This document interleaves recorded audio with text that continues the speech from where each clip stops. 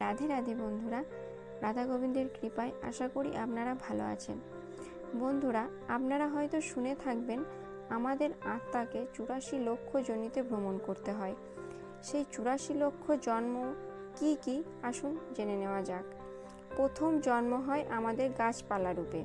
20 লক্ষ বার বৃক্ষ হয়ে জন্মানোর পর যখন আমাদের তুলসী বৃক্ষ রূপে জন্ম হয় এবং সেই তুলসী পত্র ভগবানের চরণে অর্পিত হয়, তখন গাছ জন্ম থেকে মুক্ত হয়। এরপর আমাদের জন্ম হয় জলজ প্রাণী রূপে। 9 লক্ষ বার বিভিন্ন জলজ প্রাণী রূপে জন্মানোর পর আমাদের জন্ম হয় শঙ্খ রূপে।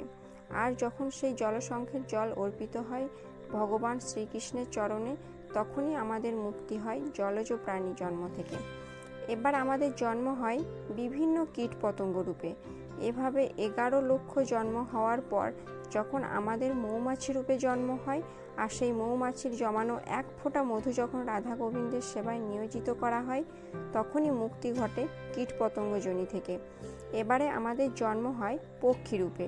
10 লক্ষ বার পক্ষীকুলে জন্মানোর পর আমাদের জন্ম হয় ময়ূর রূপে।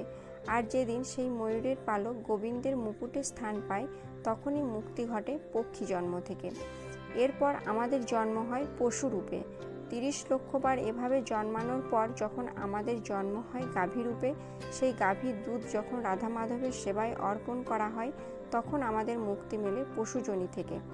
এবার 4 লক্ষ বার আমরা অবহেলিত মানুষ রূপে জন্ম লাভ করি। আবার অন্য মতে 4 লক্ষ বার বানর রূপে জন্মানোর পর জন্ম হয় মানব রূপে। মানব রূপে জন্মানোর পরও যদি আমাদের আত্মার মুক্তি না হয়, তবে আবার আমাদের 84 লক্ষ যোনি ভ্রমণ করতে হয়। আমাদের এই দুর্লভ মানব জন্ম যাতে ব্যর্থ না হয়, তার জন্য আমাদের রাধা গোবিন্দের শ্রী পাদপদ্মে আত্মসমর্পণ করতে হবে। রাধে রাধে।